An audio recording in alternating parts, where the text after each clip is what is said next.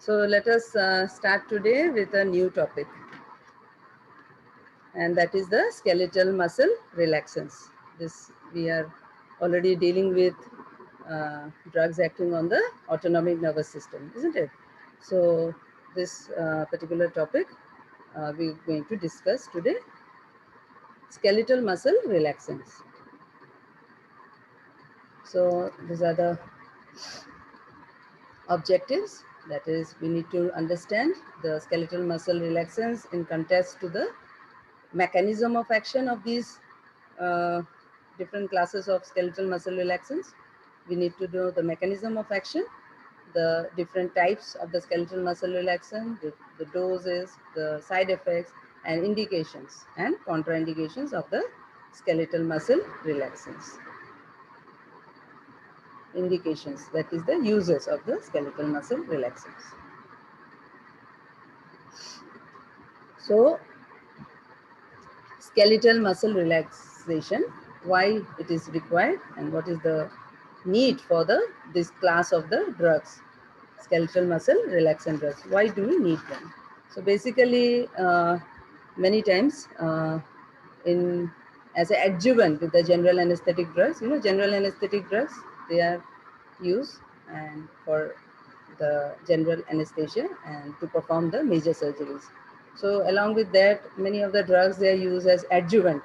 So they will facilitate, and so clinically also the skeletal muscle relaxants, they can be used as an adjuvant with the general anesthetic drugs to facilitate the intubation of the trachea or to facilitate the mechanical ventilation. And also it is very useful for the surgeons, because during the operative procedure, like the certain orthopedic procedures, you need to do the manipulation and reduction of the fractures. So that time you need you want to achieve a satisfactory muscle relaxation. So during that time, it is very useful. The skeletal muscle relaxant drugs, they are very useful to the surgeon, so that the operative procedure can be done with it can be done with quite a lot of satisfaction if you are using as an adjuvant. You are using the skeletal muscle relaxant drugs, so you can perform the surgeries in a better way. So this skeletal muscle relaxant drugs, basically by definition, these are the drugs which will decrease the muscle tone, isn't it? So they are used to wherever there is an increase in the muscle tone, like there is spasticity. So there are certain neurological disorder, or there is some musculoskeletal disorder. In both these conditions, in neurological disorder and musculoskeletal disorder, what is happening is there is increase in the muscle tone, and in spasticity, what is happening, there is increase in muscle tone, but there is a decrease in the skeletal muscle power. And this spasticity, it is occurring in wherever there is a damage of the corticomotor neuronic pathway. So those conditions, like the cerebral injury is there, or there is stroke, or cerebral palsy is there, or multiple sclerosis is there. So neurological disorders, here you're getting spasticity, where there is an increase in the skeletal muscle tone. So these drugs, skeletal muscle relaxants, they're very useful in neurological or musculoskeletal disorders, and they're very useful for the surgeons as well, because they can achieve as an adjuvant. When we are using it, then we can achieve the better result. So skeletal muscle relaxants, by definition, they are the drugs which will reduce the muscle tone. Basically, why you want this drug? You want to reduce the muscle tone, or these drugs would cause the paralysis. And how will you achieve a decrease in the muscle tone, or how the paralysis will be caused? It will be caused by different action. So it could be a peripherally acting skeletal muscle relaxant, or it could be a centrally acting skeletal muscle relaxant, or it could act directly on the contractile mechanism. So there are three mechanisms by which we will get the skeletal muscle relaxations. And this skeletal muscle relaxation, these drugs, they will reduce the spasticity. And I told you what is spasticity. Spasticity is a condition where there is increase in the skeletal muscle tone, but there is a decrease in the skeletal muscle power. And this spasticity is basically related to the neurological disorders, and there is a dysfunction of the musculoskeletal So this is uh, about the skeletal muscle relaxant drugs in general.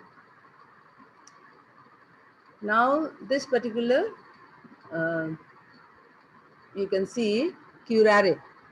Now this tubocurare is the drug, this is the active principle, and this curare, many of the studies with curare, because this curare is a generic name which is given to the plant extract, which is obtained from the Chondrodendron tomentosum and the species Trichonos toxifera. So this being the source of the curare, this curare, it has uh, a historical background that it was used as a arrow poison to paralyze the animals, and especially it was used by the tribals in Central and South America. So originally this was being used by the tribal people, and it was used to paralyze the animals. So it is used as a arrow poison. And curare is the generic name, and tubocurarin is the active principle, and the name of tubocurarin is because of the packing of this curare, this arrow poison. This was packed in hollow bamboo tubes. You can see these bamboo tubes, and this was used for storing as well as transporting this particular arrow poison, that is the curare. And this curare is available as a dark brown or a black jelly substance, and this is the historical background of the tubocurarin. The name came from it used to be carried in the hollow bamboo tubes, so that the name tubocurarin, which is the active principle, and curare is the generic name, which takes in relation to this particular plant extract, which was used earlier by the tribals in Central and South America. So it was Claude Burnett, we cannot forget the scientist who had actively worked on this to see this active principle tubocurarin. We had several work on that during the later part of the 19th century. And in the beginning of the 20th century, around about 1930, 1935, during this period, there were other scientists like King, who have also contributed, and therefore Claude Burnett and the scientist King in 1935. So they have contributed, and we have come to know about the active principle, that is the tubocurarin, which was the curare, which was actually used as an arrow poison to paralyze the animals. So this is the interesting part about the tubocurarin. Now let us come to the classification of the skeletal muscle relaxant drugs. As I told you, that these are the drugs which will reduce the muscle tone. And how they will reduce the muscle tone, or in other words, they will cause the paralysis of the muscles. So how they will cause the paralysis? They will either act peripherally, or they will act centrally, or they will act directly on the contractile mechanism. So let us see the classification. So first we want to see the peripherally acting skeletal muscle relaxant. The first class which we are concerned is the neuromuscular blocking agents. Now neuromuscular blocking agents, they are going to act on the neuromuscular junction, on the motor end plate. So this particular site on the neuromuscular junction, neuromuscular blocking drugs are going to act. Now these neuromuscular blocking drugs, we are having two categories of these drugs. The one is the competitive blocker, which is also known as the non-depolarizing blocking agents. Non-depolarizing blocking agents, or they are also known as the competitive blocker. So they are further divided into long-acting, intermediate-acting, and the short-acting one. So this is the major class of drug which we are going to discuss today. And among the long-acting, you can see D-tubocurarin, pancuranium, doxocuranium, pipecuranium. Intermediate-acting, so long-acting, they will act somewhere around about 40 to 100 minutes, like that. Or intermediate acting would work somewhere around 30 to 60 minutes.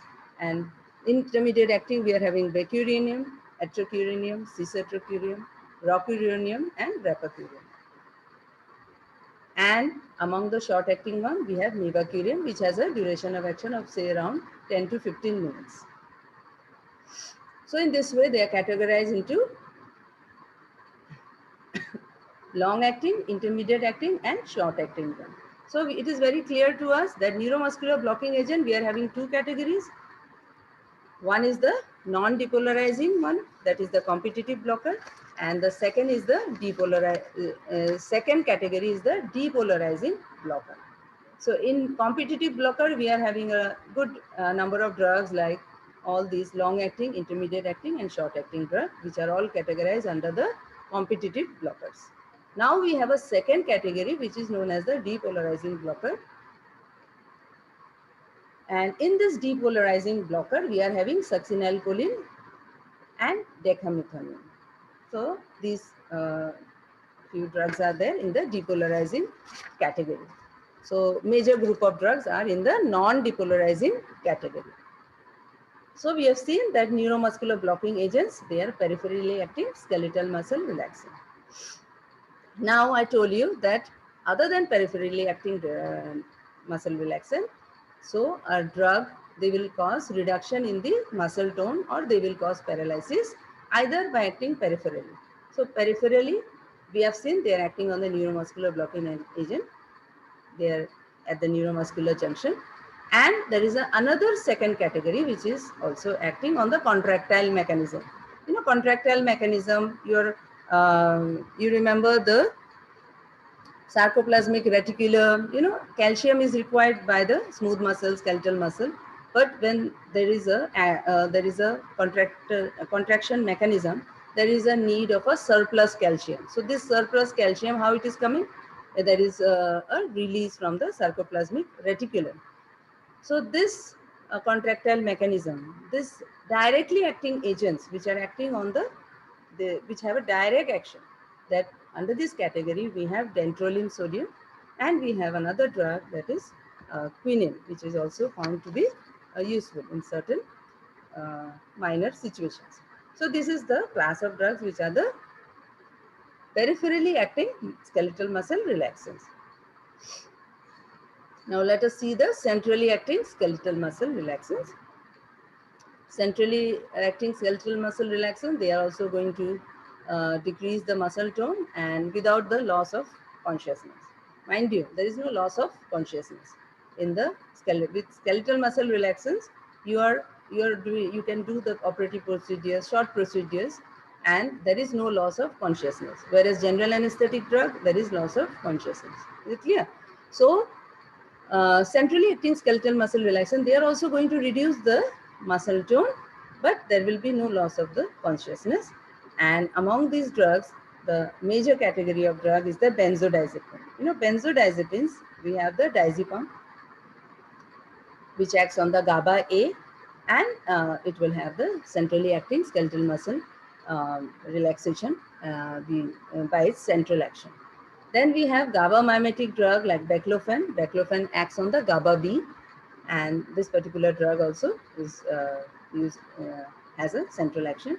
And central alpha 2 agonist. You know, drug like clonidine, which is a alpha 2 agonist, and it is a centrally acting alpha 2 agonist. You know, the presynaptic alpha 2 receptors are there, and this drug clonidine. So just like that, it is a congener. We have tizanidine, which is a central alpha 2 agonist. And the best part of this drug, diazepam, baclofen, and tizanidine, is these drugs, they can be given orally in this, and they act as centrally acting skeletal muscle relaxer. And to complete the list, we have a category of drug which is known as the mefenacin congeners. These mefenacin congeners like carisoprodel, chlorzoxazone, chlormazanone, and methocarbamol, you know, these ingredients, these you will see in certain cream like the Medi cream, you know, certain over-the-counter preparations are available for. So they can be applied, and many times, and they are also can be given orally. So they act they also cause some amount of the skeletal muscle relaxation locally, and this is a local action. And more than that, you can understand them as that they are having more of the counter irritant property.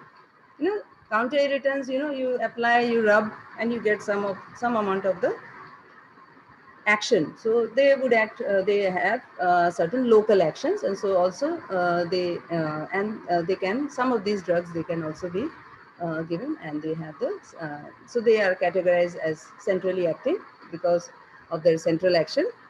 They are useful, and so this completes the list of the classification of the skeletal muscle relaxant drugs, both peripherally acting, centrally acting, and those drugs which are acting directly on the contractile mechanism, like the dantrolene. And we have seen the centrally acting like diazepam, baclofen, and tizanidine. Now let us try to understand the mechanisms involved, and as we have told about the neuromuscular blocking agents, peripherally acting skeletal muscle relaxants, like the neuromuscular blocking agents. So neuromuscular blocking agents, neuromuscular junction, you know, you can see this diagram, what is the cholinergic neuronal mechanisms going on. Presynaptic, you can see acetylcholine is being synthesized, it is being stored in the synaptic vesicle, and from this presynaptic cholinergic site, you are getting the release of the acetylcholine into the synaptic cleft. And post-synaptic, you can see the presence of the muscarinic and nicotinic receptors. So when we are talking about neuromuscular blockers, so we are concerned with the nicotinic receptors. And nicotinic receptor, you are very much aware about the NM and the NN type of the two types of the nicotinic receptor, isn't it? So now once acetylcholine is released into the synaptic cleft, what is happening? It is going and acting on the postsynaptic receptors, that is on the nicotinic receptors, that is the NM type of the receptors. So we will have drugs like tubocurarine, which will go and they will act competitively and they will block the action of acetylcholine.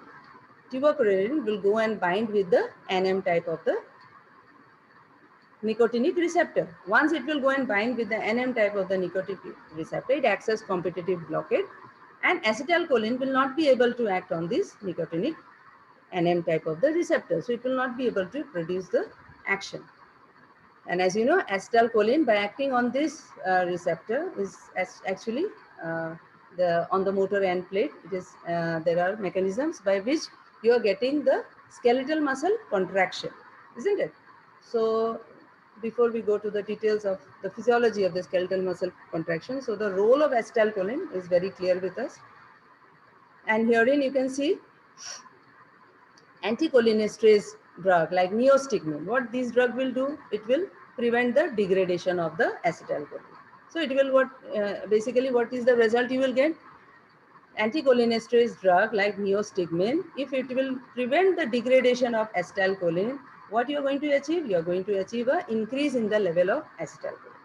So if you will get an increase in the acetylcholine level, so the acetylcholine, this anticholinesterase drug, they can antagonize the effect of the D-tubercularine. I hope it is very clear, because D-tubercularine is a blocker of the NM receptor. So once it blocks, and you know the concept of the competitive blockade, there is one property of competitive blockade that is known as surmountability. So if you increase the level of the acetylcholine, what will happen? You can overcome the effect of the D-tubercularine. So D-tubercularine is a skeletal muscle relaxant, and this effect, it can be reversed by giving the neostigmine, isn't it? So how you will reverse it? If you give neostigmine, you will prevent the hydrolysis of acetylcholine. You will be able to increase the level of acetylcholine, and that will act as. So this is a pure example of a competitive blockade, and that agonist acetylcholine, if you increase the level of the agonist, then you can achieve the surmountability. And that surmountability is a property of competitive antagonism. So with this understanding of the cholinergic neuronal mechanism, and here only I have mentioned botulinum toxin. You can see here BOT, botulinum toxin also some role is there. It also is useful in treating the spasmodic torticollis and also as a cosmetic therapy for preventing the wrinkles. So you can see botulinum toxin, what it is doing, it is inhibiting the release of the acetylcholine. So with this concept of the cholinergic neuronal mechanism in the background, let us move forward. This is the neuromuscular junction, very well known to you in your understanding of physiology of the skeletal muscle contraction. You are aware about the neuromuscular junction. We can see the impulse which is carried by the nerve impulse being carried and it is being transmitted to the postsynaptic area, and where you have presence of the acetylcholine receptors. You are having muscarinic and nicotinic receptors. And this nicotinic receptor, which is there in the motor end plate, this gets stimulated with the release of this acetylcholine. And this is the particular neuromuscular junction that we are concerned with. And most of the peripherally acting skeletal muscle relaxant would target this particular area and they will have their action. So what is going on in this motor end plate? Once the nerve impulse is being generated from the axon, the nerve terminal is there, acetylcholine release is there in the synaptic cleft. This is acting on the acetylcholine receptor on the postsynaptic area and at the motor end plate. And after the nerve impulse, that is nerve action potential is generated, then the muscle action potential is generated. The end plate potential that we achieve at this particular site, once the magnitude reaches a certain threshold, there is the introduction of the muscle action potential, and then surrounding area of the muscle gets stimulated, and then further the release of the calcium from the sarcoplasmic reticulum takes place, and then you have the muscle contraction. So this is the picture that we are having at the neuromuscular junction. So this particular flow chart will clarify what are the activities going on and what exactly is happening, how we are getting the contraction of the skeletal muscle, and finally how we will get the relax. By using these drugs, tubercularine and peripherally acting skeletal muscle relaxant, we are going to nullify the contraction of the skeletal muscle and we are going to get the relaxation of the skeletal muscle. So how that is possible? So we must first understand the physiology of the skeletal muscle contraction. So let us see the more. So first, the nerve impulse has been generated. Even if the nerve impulse is not generated, it has been tested in resting skeletal muscle. That minute amount of the acetylcholine is being liberated, even in the absence of the nerve impulse. But once there is a motor nerve impulse, there will be the large amount of release of the acetylcholine. This particular acetylcholine in large amount, it is going to bind to the nicotinic, that is the NM receptor at the neuromuscular junction that I have already explained in the diagram, isn't it? So this particular acetylcholine will act on the neuromuscular junction, that is it will act on the NM receptors. Depolarization will take place. During depolarization, there is a lot of influx of sodium ions and there will be the development of the end plate potential at the motor end plate. So once the end plate potential is developed, finally it reaches a certain threshold and you will get the muscle action potential, and this muscle action potential will lead, there will be more release of calcium from the sarcoplasmic reticulum and it will finally lead to the contraction of the skeletal muscle.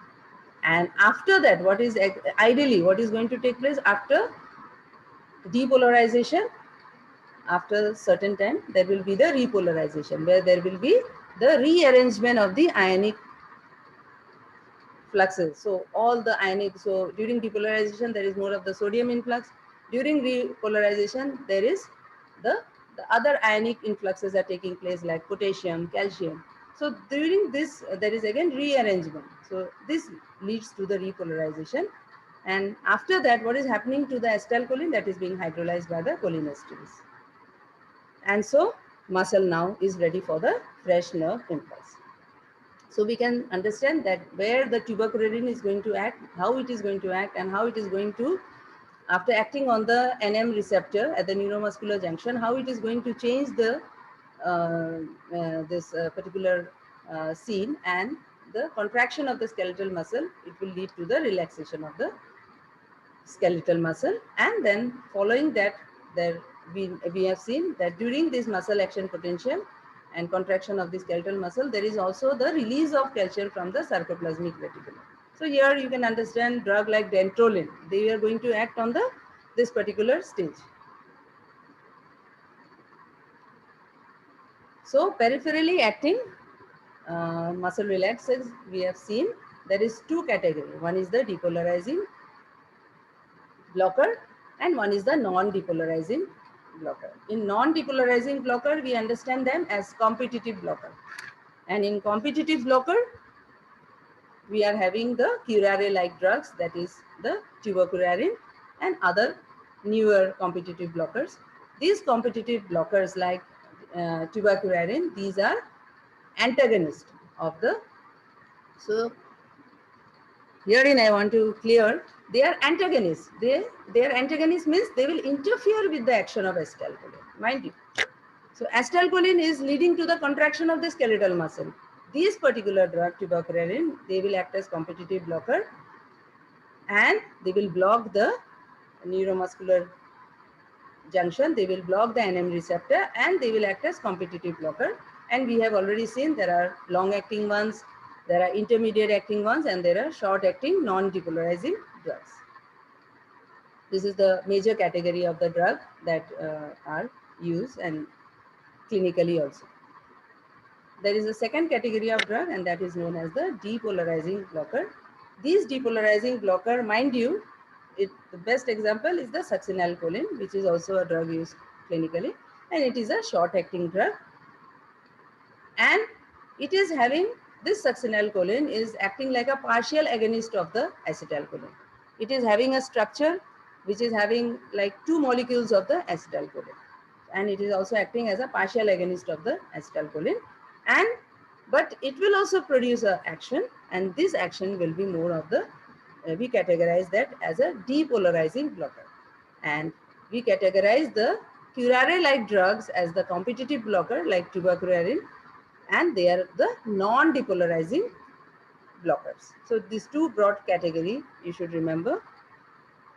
Competitive blocker, you have already have a background understanding that there are the nicotinic receptor, NM receptor, tubocurarin. You can see in the first diagram on the left side. Tubocurarin goes and binds to the NM receptor, blocks the NM receptor. Once it blocks the NM receptor, acetylcholine is not able to act.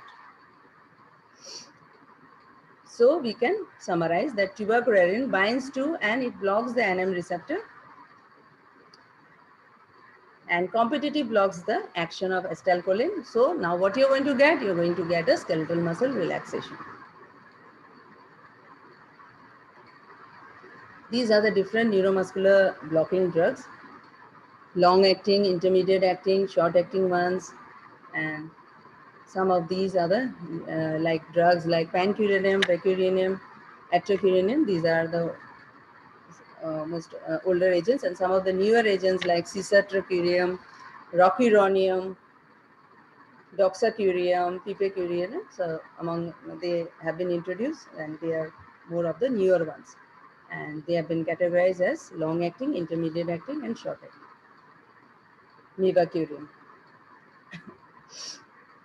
If you see the onset of action of the tubocurarin, it is slow onset, isn't it? You can see it is having onset about 4 to 6 minutes. So it is a slow onset. It is having a slow onset action. Whereas if you see rocuronium, this is the fastest acting. It is having the fastest onset of action. And duration of action of the long acting, you can see is about going up to 1 to 2 hours. And intermediate acting is having a duration of action of 30 to 60 minutes. And mivacurium is having short action, that is about 15 minutes. Succinylcholine, which is a depolarizing neuromuscular blocking agent, is having a short action of about 10 minutes, less than 10 minutes.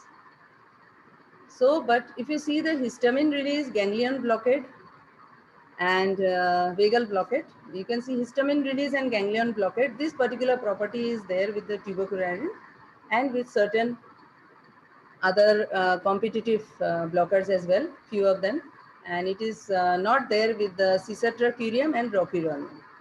So what is the disadvantage of histamine release and ganglion blockade? Histamine release will cause more of the bronchospasm. As you know, it will increase the tracheobronchial secretions, and ganglion blockade will also lead to the fall in the blood pressure. So these disadvantages and adverse drug reactions, they will be there more. Whereas if you see succinylcholine is also a depolarizing blocker, a different category. The other drugs are non-depolarizing. And succinylcholine also, we need to understand here, it also has histamine release and it also stimulates the ganglion blockade. So these little disadvantages are there. And D-tubocurarine is having more of the histamine release, ganglion blockade, as well as you can see the duration of action also. Many times the problem of reversal of this is there during the operative procedure. So these form little disadvantage of the tubocurarine. So what are the advantages of the newer neuromuscular blocker over the older ones? Older ones like pancuronium, vecuronium, and atracuronium. So we are now having the newer ones like doxocuronium, mivacuronium, rocuronium, and as well as the cisatracurium. So these are the newer ones. So what are the advantages of the newer competitive neuromuscular blocker over the older ones? So no or minimal, there is minimal ganglion blockade as well as cardiac and vascular effects. Definitely, because there is less stimulation of the ganglia, autonomic ganglia, so there is less chances of the lowering of the blood pressure. Then there is minimal or there is no histamine release, so that you're not having problems like bronchospasm. You know, you're trying to do some operative procedure, and if there is bronchospasm, it will be a problem. So most of the newer ones, they do not have the histamine release. So that is the advantage, because you will not get the bronchospasm, as well as you will also not get increase in the secretions. So this will be an advantage. Many of the newer neuromuscular blockers are short acting. So if they are short acting, what is the advantage? There is easy reversal as well. You know, after the operative procedure is over, the patient can be revived easily. So there is easy reversal. And some of these newer ones are rapid acting. So if they are rapid acting one like mivacurium. See, mivacurium is a rapid acting drug. It is having onset of action within 2 minutes. So sometimes instead of succinylcholine, with succinylcholine you see you are having histamine release as well as ganglion blockade. All these are stimulated. So sometimes there is a disadvantage. So that time we can use the mivacurium, and that also has a, and you can see rocuronium. It is having a fastest onset of action within 1 to 2 minutes, just like succinylcholine. So we can use these newer ones because they are more rapid acting and they will provide an alternative to succinylcholine. So now let us see how we can compare the competitive blocker and depolarizing blocker.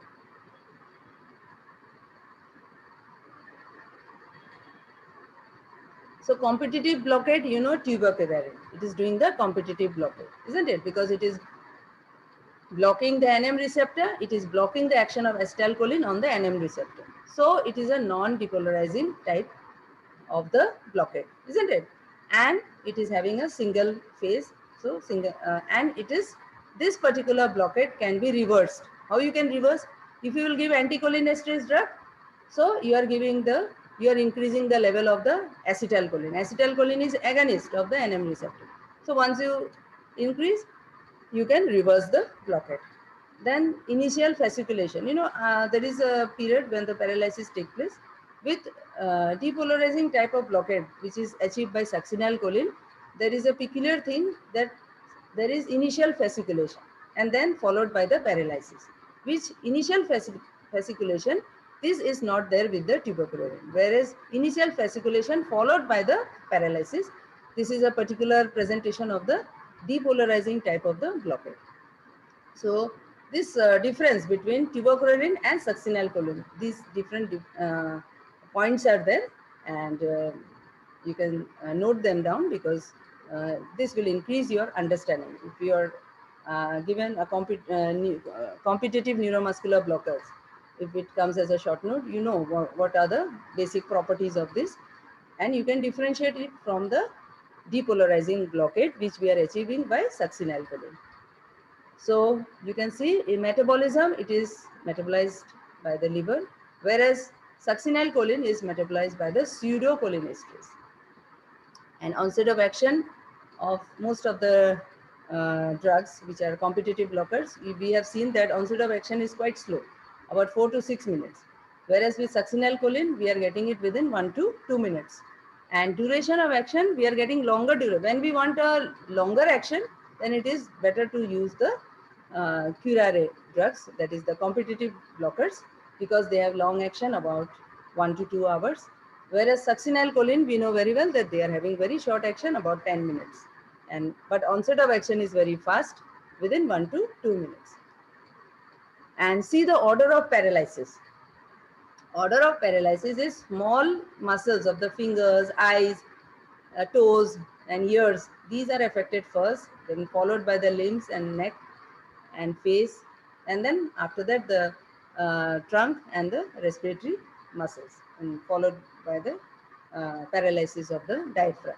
So this is the order of paralysis, and reversal is also in the reverse order. That is, first the diaphragm will be there will be reversal, and then followed lastly there will be the reversal of the paralysis of the small muscles of the fingers and eyes. So this particular patient, when the small muscles of fingers and eyes, they are affected, so the delicate motor tasks, they are affected, as well as the person will also get the diplopia. So all these will be a presentation in the competitive blockade type of the paralysis. Whereas if you see succinylcholine, the order of paralysis, the neck and the limb muscles, they are affected. Then followed by that the face, jaws and eyes, and then followed by that you have the trunk is affected, and the respiratory muscles, followed by the respiratory muscles, and followed by the diaphragm, and then so this is the order of the paralysis which is there with the succinylcholine. So here you can see type of mechanism is, you are getting mechanism of tuberculorin is competitive blockade, whereas succinylcholine is persistent depolarization. We'll come to this now, but we'll try to understand what is this persistent depolarization and type of blockade is depolarizing blockade. And this succinylcholine, in usual therapeutic dose, you get a single block, but when you increase the dose of succinylcholine, you may get a dual block. And anticholinesterase drug, when you're giving, you're increasing the level of acetylcholine, you can reverse the blockade of competitive blockade. But in this case of succinylcholine, it does not reverse. Many times it can be enhanced, because succinylcholine is acting more like acetylcholine. It is a partial agonist of acetylcholine. So it is having action more like acetylcholine, and it is targeting the step of depolarization. Depolarization and how the contraction takes place with acetylcholine. We'll come to that step, and there will be a smart twist, and you will get the action of succinylcholine. But till then, the action of acetylcholine and succinylcholine, till depolarization takes, it is similar action, and then there will be a change in the particular action, and you will get the paralysis also with succinylcholine. So let us understand succinylcholine with this particular thing, that you have seen tuberculorin also binding to the nicotinic receptor, isn't it, at the motor end plate. Succinylcholine is also going to bind to the nicotinic receptor. Now let us see succinylcholine. As I told you, succinylcholine, it acts like a partial agonist of acetylcholine, and it produces the skeletal muscle depolarization. So you can see it is binding to the nicotinic receptor, NM receptor at the motor end plate. After binding, it is causing the depolarization. And it causes a condition which is known as persistent depolarization, and after this depolarization you are getting the flaccid paralysis. So you are getting fasciculation. So fasciculation initially, and after fasciculation and twitching, bit of twitching of the muscle, then you are getting the paralysis. So this is a difference of action between the uh, competitive blocker and depolarizing blocker. So succinylcholine, you need to understand that it is causing the depolarization and a kind of persistent depolarization. Now, why this persistent depolarization is taking place with succinylcholine? The question should come in your mind. And here you need to understand that what is the difference between action of the acetylcholine. See, acetylcholine will act on the nicotinic NM receptor, and finally it will cause the skeletal muscle contraction. So by causing the depolarization. So this depolarization, till depolarization, the action of succinylcholine is similar to the acetylcholine. But after this, what is happening? You know that acetylcholine is a drug which is rapidly hydrolyzed.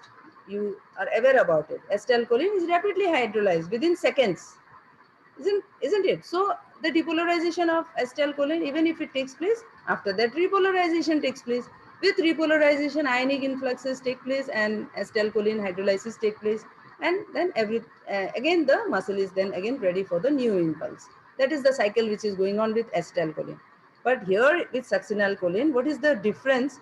The difference is the duration of action. Acetylcholine, within seconds it is hydrolyzed, but succinylcholine is destroyed very, very slowly as compared to acetylcholine. So say for example, succinylcholine duration of action will last, depolarization will last for about 5 minutes. So acetylcholine is lasting for seconds. So acetylcholine is then over, the action of acetylcholine is over within seconds. But with succinylcholine, action is, the drug is being slowly, it is destroyed slowly. It is taking about say 5 minutes. So during this 5 minutes, it is being destroyed, and you know it is being taken care of hydrolysis by the pseudocholinesterase. So during this 5 minutes of the presence of succinylcholine, this is leading to a condition which is known as persistent depolarization. And in this persistent depolarization, what is taking place? The muscle is insensitive to the further impulses. You know, the muscle is there, impulses are coming, but the muscle becomes insensitive to the further impulses, and it remains in a state of paralysis. This is called the flaccid paralysis caused by succinylcholine. Although this is having action similar, partial agonist of acetylcholine, but it is differing from an antagonist like tuberculosis, but acting at the neuromuscular junction. So this little difference, because many times you are confused by this both action of the two different class of drug. So this I think is very, I've made it very clear. So we are getting phase 1 block. Phase 1 block is the depolarizing block.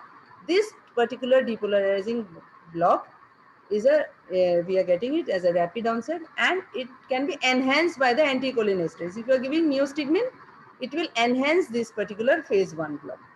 Whereas you saw neostigmine, if you give for competitive blockade, you are stopping that particular blockade. You can nullify the competitive blockade by giving neostigmine. But here what is happening? If you give here neostigmine, neostigmine on the contrary will enhance the action of the succinylcholine. So this is the phase 1 block.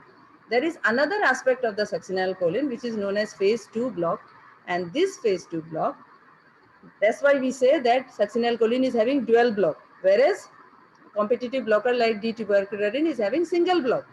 So dual block, how do you explain? Higher dose of succinylcholine will cause the dual block. So phase 1 block is very well understood by us. It is a depolarizing type of block. Whereas in phase 2 block, what will happen? Phase 2 block will be more of a non-depolarizing block, and it is a slow onset, and it can be reversed. You know very well, non-depolarizing block can be reversed by the anticholinesterase like neostigmine, similar like the competitive blocker. competitive blocker, we can reverse it by giving the neostigmine. So this phase 2 block can also be blocked by the anticholinesterase. But phase 2 block, how can you explain the phase 2 block? Phase 2 block is becoming non-depolarizing. So initially you are getting a depolarizing block, and later on, if the higher dose of succinylcholine is given, you are getting also dual block, that is phase 2 block.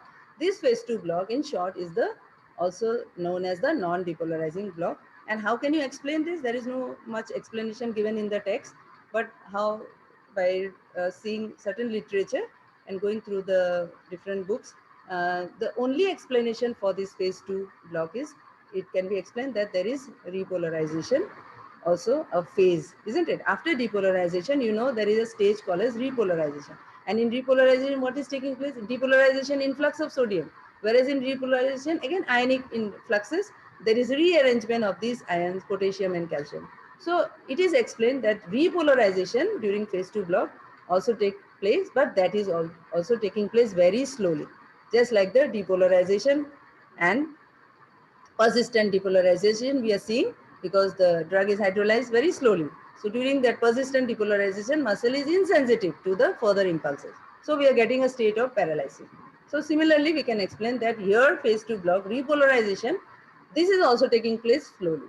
So if repolarization, if they are very much slowed down, then how the muscle will be activated, isn't it? So these kind of explanations are given in the different texts.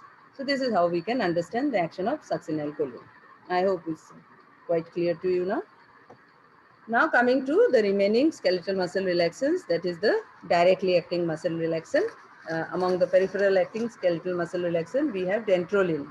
Dantrolene, it binds to the ryanodine receptors and it blocks the channel, and it will inhibit the calcium release from the sarcoplasmic reticulum.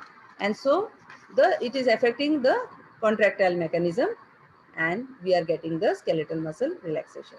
So dantrolene is a drug, particularly many times it is used even for treatment of the malignant hyperthermia, where there is increased muscle spasm, there is increase in the temperature.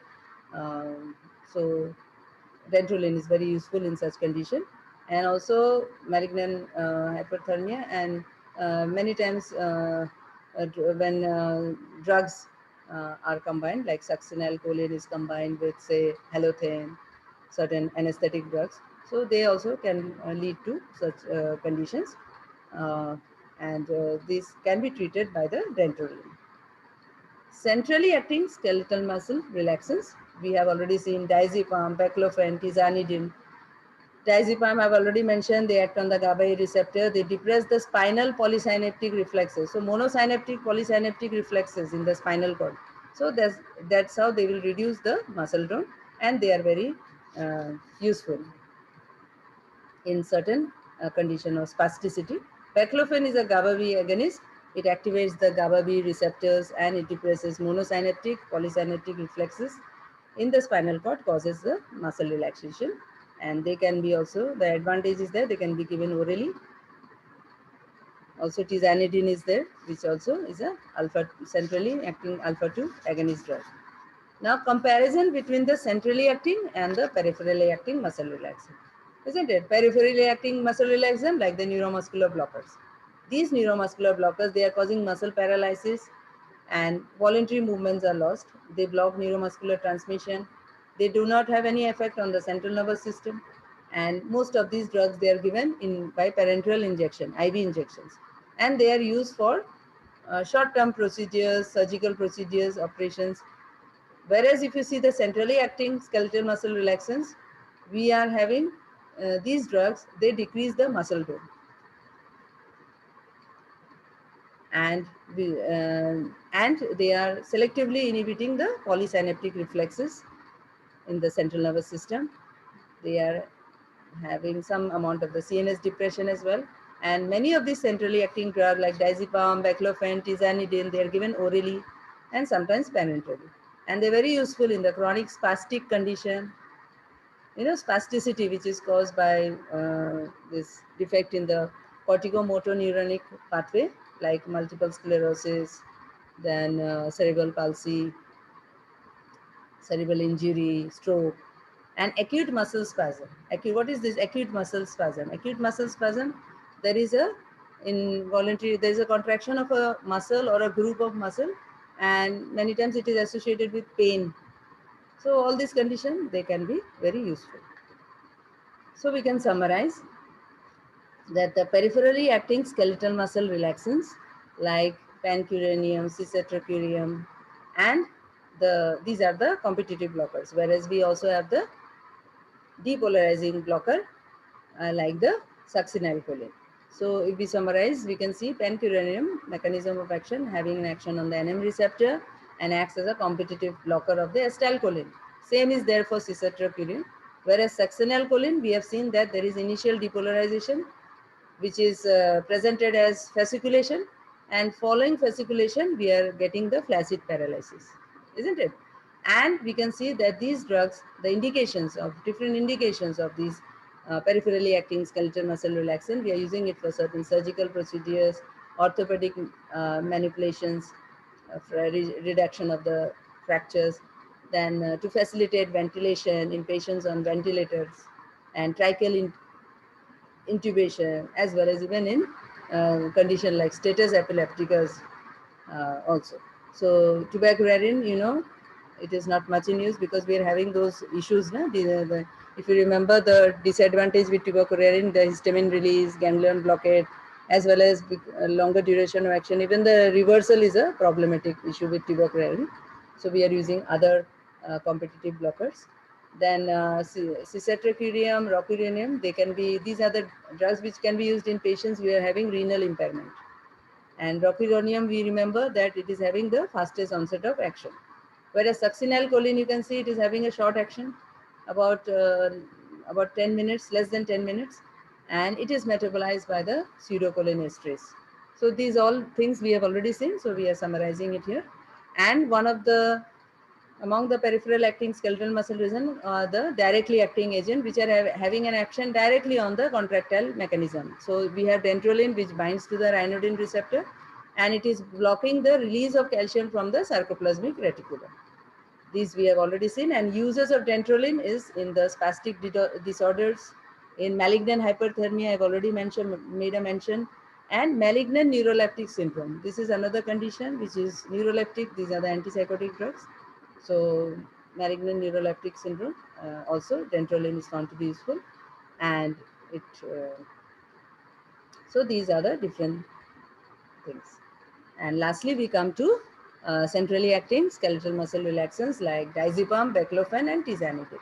We are very much aware that these three drugs, they are centrally acting, but we can give them orally, and that is the advantage. And they are inhibiting the spinal polysynaptic reflexes, and it's a GABA A agonist, and baclofen is a GABA B agonist, and tizanidine is a central acting alpha 2 agonist, and it's a congener of the clonidine. And we can see how they are useful. What are the different indications? Diazepam, baclofen, and tizanidine. You can see diazepam, which is used in number of acute and chronic spastic disorders, cerebral palsy, stroke, spinal cord injury, local muscle spasm, tetanus, and fracture reduction.